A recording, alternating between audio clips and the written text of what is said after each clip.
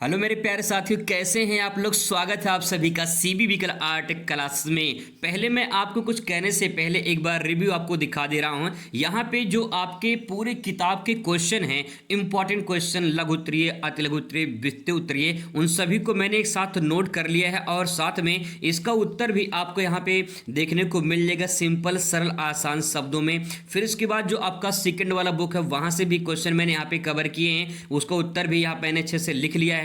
बहुत ही सिंपल भाषा में आपको समझाने वाला हूं। फिर इसके बाद जो आपके लघु उत्तरीय प्रश्न है उसको भी मैंने यहां पे कवर कर लिया है।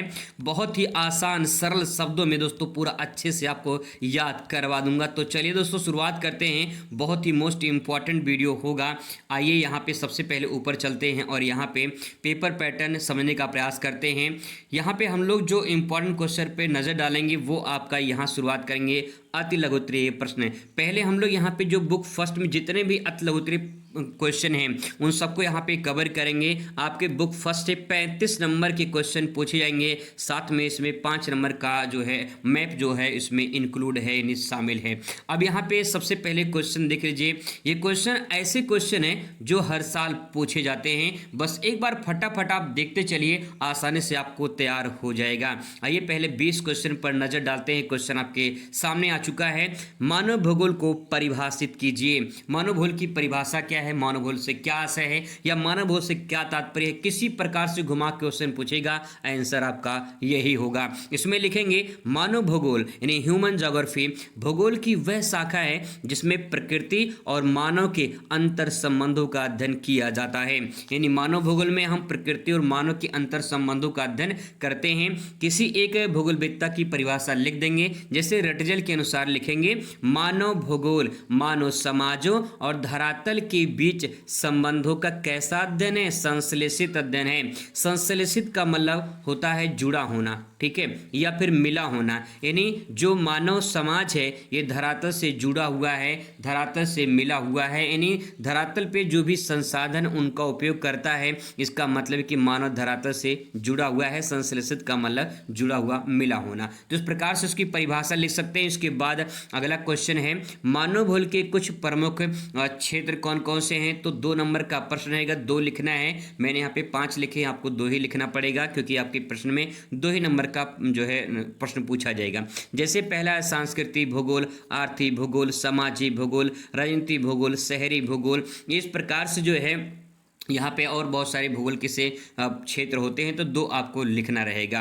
अगला क्वेश्चन है संभववाद या फिर प्रकृति का मानवीकरण से आप क्या समझते हैं। आपको बता दें क्वेश्चन चाहे ये पूछे प्रकृति का मानवीकरण या फिर संभववाद, दोनों का आंसर एक ही होगा। इसमें लिखेंगे संभववाद में मानव प्रकृति के प्रभाव को सीमित कर सकता है और अपनी जरूरतों के अनुसार पर्यावरण को बदल सकता है।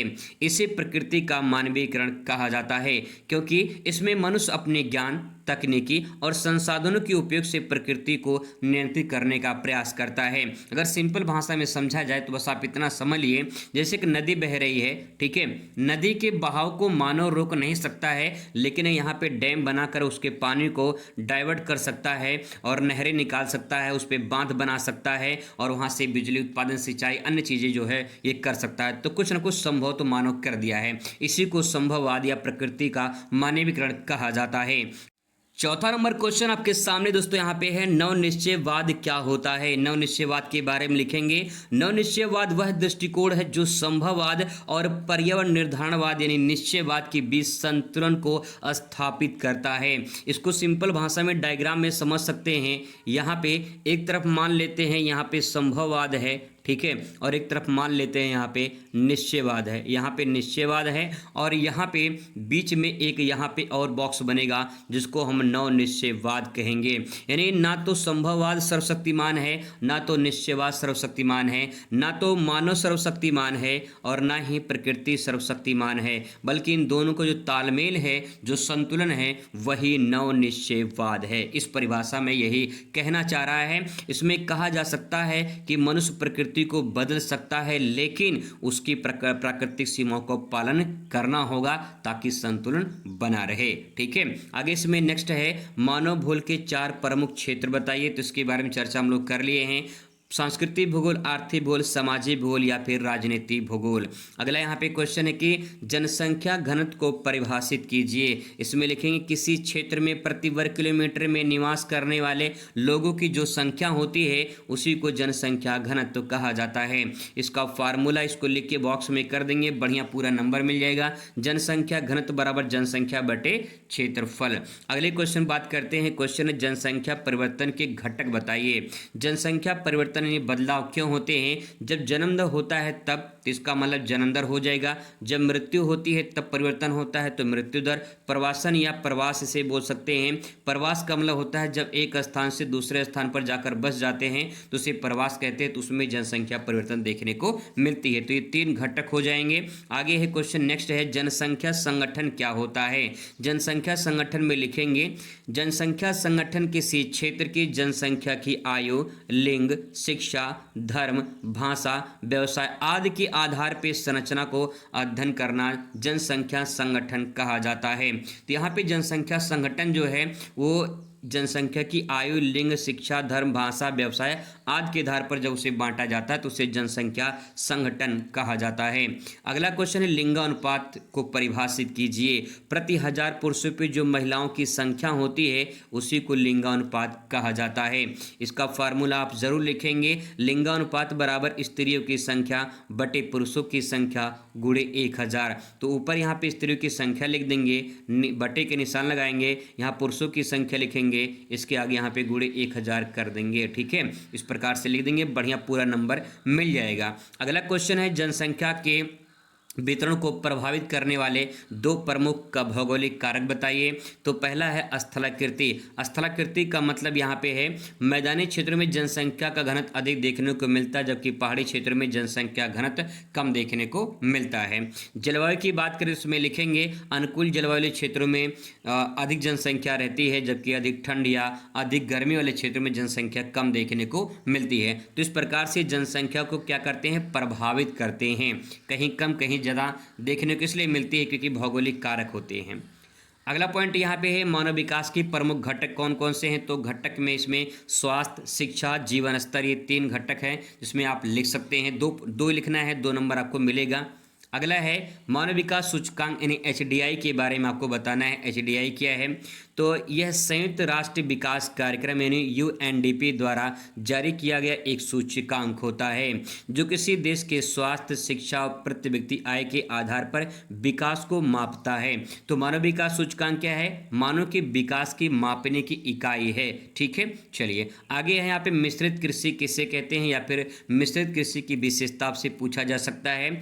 इसमें फसल उत्पादन के साथ साथ पशुपालन किया जाता है, उसे मिश्रित कृषि कहा जाता है और वही इसकी परिभाषा भी हो जाएगी। इसमें फसल उत्पादन और पशुपालन एक साथ किया जाता है। यह मुख्य रूप से विकसित देशों में पाई जाती है जैसे यूरोप और उत्तरी अमेरिका में। ठीक है, इस प्रकार से इसके बारे में ले सकते हैं। क्वेश्चन नेक्स्ट है कि बागायती कृषि की 2 विशेषताएं बताइए। इसमें लिखेंगे इसमें उच्च मूल्य की नकदी फसलें जैसे फल, फूल और सब्जियां उगाई जाती हैं। इसमें नेक्स्ट पॉइंट लिख सकते हैं कि सिंचाई और उर्वरकों का अधिक उपयोग किया जाता है। इसमें बागायती जो फसल होती है इसमें चाय आता है। ठीक है, इसमें कपास आता है, चाय, कपास, गन्ना, ठीक है, ये सब इसमें आता है। ठीक है, आगे है कुटीर उद्योग की परिभाषा लिखिए। तो कुटीर उद्योग के बारे में लिखेंगे कुटीर उद्योग छोटे पैमाने पर संचालित होने वाला ऐसा उद्योग होता है जो घरों या छोटे कार्यशालाओं में पारंपरिक तकनीकी से वस्त्र, मिट्टी के बर्तन, हस्तशिल्प आदि का उत्पादन करते हैं। इन्हें अगर कुटीर उद्योग को एक लाइन में समझना है तो जो घर या परिवार के सदस्यों के द्वारा किया जाता है छोटे पैमाने का उद्योग उसे कुटीर उद्योग कहा जाता है। अगला क्वेश्चन आपके सामने है अंकीय विभाजन क्या होता है। इसमें लिखेंगे अंकीय विभाजन समाज में तकनीकी और डिजिटल संसाधनों की असमानता को दर्शाता है। इसमें कुछ लोग इंटरनेट, डिजिटल सुविधाओं को लाभ उठाते हैं जबकि इससे कुछ लोग वंचित रह जाते हैं। तो कहने का मतलब ये है कि यहाँ पे जो सोशल मीडिया है, इंटरनेट है, डिजिटल सुविधा है, इसका कुछ लोग फ़ायदा उठाते हैं लेकिन कुछ लोग आज भी हैं जो इसका फ़ायदा नहीं उठा पाते हैं। इसी को अंकीय विभाजन कहा जाता है। अगले क्वेश्चन बात करते हैं ग्रामीण बस्ती किसे कहते हैं। तो ग्रामीण बस्ती में लिखेंगे ग्रामीण बस्ती वे बस्तियां होती हैं जहां जनसंख्या घनत्व कम होता है, लोग कृषि और पशुपालन पर निर्भर होते हैं तथा बुनियादी सुविधाओं को भी सीमित उपलब्धता दिखाई देती है। बस्ती की परिभाषा अगर आपसे पूछ ले तो बस्ती में क्या लिखेंगे?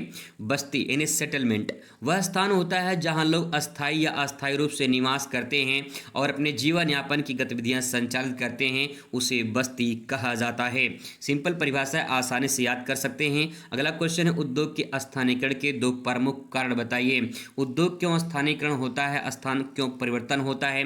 तो पहला है कच्चे माल की उपलब्धता। इसमें लिखेंगे उद्योगों को उन स्थानों पर स्थापित किया जाता है जहां कच्चा माल आसानी से उपलब्ध हो जाता है। दूसरा पॉइंट इसमें ले सकते हैं परिवहन की सुविधा, यानी जो उद्योग होते हैं उन क्षेत्रों में अधिक विकसित होते हैं जहां अच्छी परिवहन की सुविधा हो ताकि जो तैयार माल होते हैं उन्हें मार्केट तक पहुंचाया जा सके। अगला यहाँ पे क्वेश्चन है कि कोयला उत्पादन के दो प्रमुख राज्य बताइए। तो झारखंड, छत्तीसगढ़ ये कुछ प्रमुख राज्य हैं जहाँ पे कोयला उत्पादन होता है। दो पूछा गया, दो आप यहाँ पे ले सकते हैं। इसके बाद दोस्तों यहाँ पे आता है बुक सेकंड से भी यहाँ पे कुछ इंपॉर्टेंट क्वेश्चन पर नजर डालेंगे। इस प्रकार से क्वेश्चन आप यहाँ पे देख लीजिए। आइए क्वेश्चन की बात करते हैं। तो सबसे पहला है नगरीकरण का अर्थ लिखिए। नगरीकरण में लिखेंगे नगरीकरण वह प्रक्रिया है जिसमें ग्रामीण आबादी तेजी से शहरी आबादी की तरफ यानी शहरों की तरफ पलायन करता है।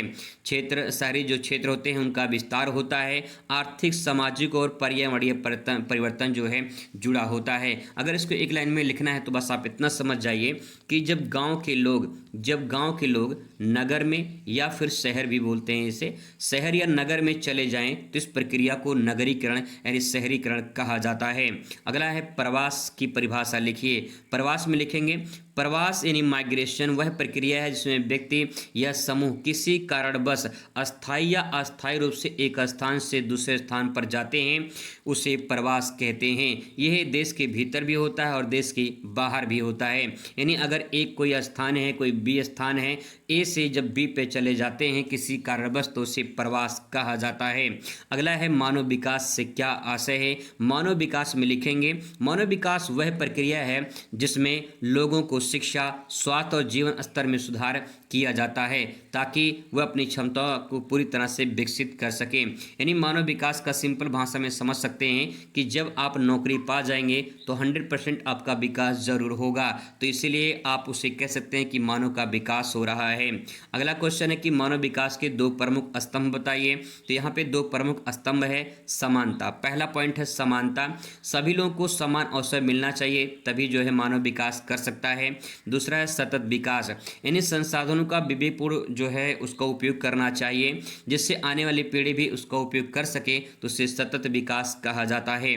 ठीक है, अगले क्वेश्चन पर बात करते हैं। क्वेश्चन नंबर 5 है गैरसिन नगर। आपसे यहाँ पे पूछ सकता है कि छावनी नगर किसे कहते हैं या गैरसिन नगर किसे कहते हैं, तो यही आपका राइट आंसर होगा। गैरसिन नगर वे नगर होते हैं जो मुख्य रूप से सैन्य गतिविधियां यानी सैनिक जो होते हैं उनके लिए कुछ ऐसे प्रशिक्षण क्षेत्र बनाए जाते हैं जहां पे सैनिकों की तैनाती होती है, वहां पे उनका ट्रेनिंग होता है, प्रशिक्षण होता है और फिर उसके बाद जो है उनको बॉर्डर पे भेजा जाता है, तो इसे गैरसिन नगर कहा जाता है। जैसे कि Ambala cantt, Varanasi cantt, Ayodhya cantt. ठीक है, इस प्रकार से इसके बारे में लिख सकते हैं। अगला है पल्ली बस्ती से आप क्या समझते हैं या पल्ली बस्ती क्या होता है। इसमें लिखेंगे पल्ली बस्ती वे ग्रामीण बस्तियां होती हैं जो छोटे समूह में फैली होती है जिसमें कृषि आधारित जीवन शैली होती है। सिंपल भाषा में लिख सकते हैं कि गांव का छोटा सा पुरवा होता है जिसमें कुछ ही घर होते हैं, उसे पल्ली बस्ती कहा जाता है। अगला है गुच्छित बस्ती किसे कहते हैं। नाम से स्पष्ट है, गुच्छित यानी चाबी का गुच्छा या अंगूर गुच्छे की तरह बस्ती। इसमें लिख सकते हैं गुच्छित बस्तियां वे बस्ती होती है जहां घर आपस में सटे होते हैं, लोग सामूहिक रूप से निवास करते हैं। बस्तियां आमतौर पर जल स्रोतों या उपजाऊ भूमि के पास पाई जाती है। तो यहाँ पे सिंपल भाषा में इसको और भी लिख सकते हैं कि ऐसी बस्तियां जिनमें मकान पास पास होते हैं, घर पास पास होते हैं, रास्ते बड़े सकरे सकरे होते हैं, उसे गुच्छित बस्ती कहा जाता है। अगला प्रश्न आपके सामने है, भारत में अपभ्रक यानी माइका का वितरण जो है यानी कहाँ कहाँ माइका यानी अपभ्रक मिलता है उसको बताना है। तो यहाँ पे देखिए, भारत में अपभ्रक के प्रमुख उत्पादक राज्य हैं, जैसे झारखंड। झारखंड का जो कोडरमा जिला है इसे अपभ्रक की राजधानी कहा जाता है। बिहार में गया या फिर नवादा जिला, यहाँ पे अपभ्रक उत्पादन होता है। राजस्थान में जयपुर भीलवाड़ा जिले में अपभ्रक उत्पादन होता है। और आंध्र प्रदेश में नेल्लोर जिला काफ़ी प्रसिद्ध है। अगला क्वेश्चन है, अलव धातु के उदाहरण बताइए। अलव धातु में लिखेंगे, अलव धातु वे धातु होते हैं जिनमें लोहे की मात्रा नहीं होती है, उसे अलव धातु कहा जाता है, जैसे तांबा, एल्यूमिनियम, सीसा, जस्ता। ठीक है, आगे है नाभ की ऊर्जा और भारत में नाभ की ऊर्जा के क्षेत्र कौन कौन से हैं। तो पहले आपको बताना है नाभ की ऊर्जा क्या होती है और कौन कौन से क्षेत्र नाभ की ऊर्जा उत्पादन करते हैं। तो उसमें लिखेंगे नाभ की ऊर्जा। नाभ की ऊर्जा वह ऊर्जा है जो परमाणु संलयन और विखंडन की प्रक्रिया द्वारा बनता है। संलयन का मतलब होता है जब परमाणु आपस में मिल जाते हैं तो उससे ऊर्जा रिलीज होती है, जिससे परमाणु ऊर्जा या नाभ की ऊर्जा बनाई जाती है। विखंडन का मतलब होता है जब परमाणु से परमाणु अलग हो जाएं तो उसे विखंडन कहा जाता है। इस प्रक्रिया द्वारा भी एनर्जी रिलीज होती है, जिससे नाभ की ऊर्जा और परमाणु ऊर्जा बनाई जाती है। अब बात करते हैं भारत में प्रमुख नाभ की ऊर्जा के केंद्र कौन कौन से हैं। तो इसमें देखिए, पहला वाला थोड़ा गलत हो चुका है, पहला वाला छोड़ दीजिए। दूसरा देखिए यहाँ पे रावतभाटा परमाणु ऊर्जा केंद्र राजस्थान में है, इसको याद कर सकते हैं, रा से रावतभाटा और रा से राजस्थान। ठीक है, नेक्स्ट है कलपक्कम, जो है ये कहाँ पे है, आपका तमिलनाडु में है। कुडनकुलम जो है ये तमिलनाडु में है। ठीक है, यहाँ पे जो आपका यहाँ पे है, यहाँ पे रहेगा तारापुर। तारापुर भारत का पहला जो है परमाणु ऊर्जा केंद्र है, जो कि महाराष्ट्र में पड़ता है। अगला क्वेश्चन आपके सामने यहाँ पे है कि ऊर्जा के अपारंपरिक स्रोत कौन कौन से हैं। तो अपारंपरिक स्रोत में सौर ऊर्जा है, पवन ऊर्जा है, जैव ऊर्जा है, ज्वारीय ऊर्जा है, भूतापीय ऊर्जा है, इसमें जल ऊर्जा भी आपका आ जाएगा। तो दो ही पूछेगा, दो ही आप लिख सकते हैं। अगला क्वेश्चन है सतत पोषणीय विकास को परिभाषित कीजिए। तो आइए देखते हैं, सतत पोषणीय विकास के बारे में लिखेंगे।